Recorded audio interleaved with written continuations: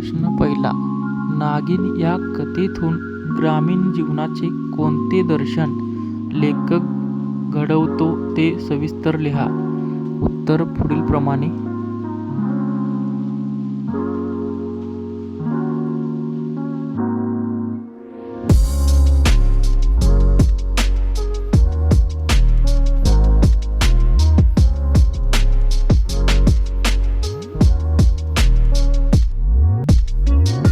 प्रश्न दुसरा.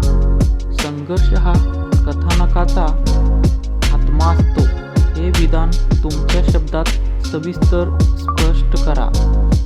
उत्तर पुढीलप्रमाणे.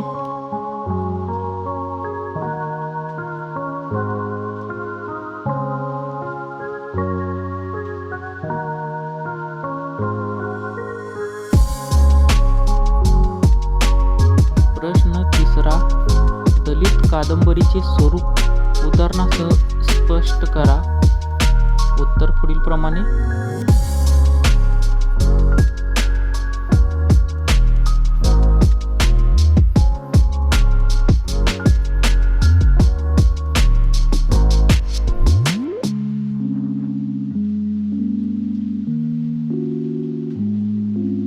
प्रश्न चौथा.